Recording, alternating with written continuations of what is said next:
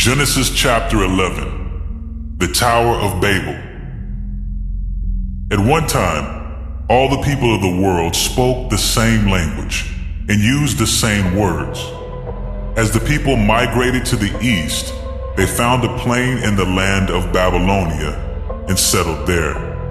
They began saying to each other, "Let's make bricks and harden them with fire." In this region, bricks were used instead of stone, and tar was used for mortar. Then they said, "Come, let's build a great city for ourselves with a tower that reaches into the sky.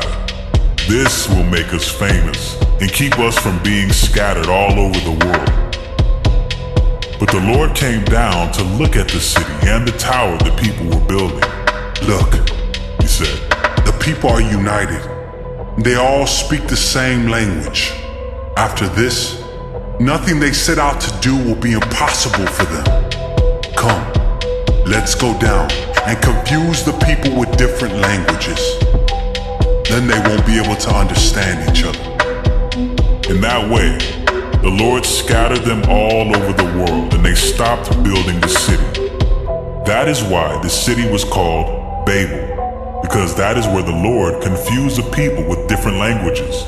In this way, he scattered them all over the world. The line of descent from Shem to Abram. This is the account of Shem's family. 2 years after the great flood, when Shem was 100 years old, he became the father of Arphaxad. After the birth of Arphaxad, Shem lived another 500 years and had other sons and daughters. When Arphaxad was 35 years old, he became the father of Shelah. After the birth of Shelah, Arphaxad lived another 403 years and had other sons and daughters. When Shelah was 30 years old, he became the father of Eber. After the birth of Eber, Shelah lived another 403 years and had other sons and daughters.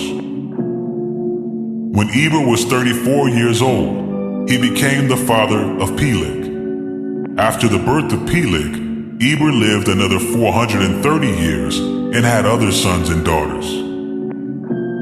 When Peleg was 30 years old, he became the father of Reu. After the birth of Reu, Peleg lived another 209 years and had other sons and daughters. When Reu was 32 years old, he became the father of Serah. After the birth of Serah, Reu lived another 207 years and had other sons and daughters. When Serah was 30 years old, he became the father of Nahor. After the birth of Nahor, Serah lived another 200 years and had other sons and daughters. When Nahor was 29 years old, he became the father of Terah. After the birth of Terah, Nahor lived another 119 years and had other sons and daughters.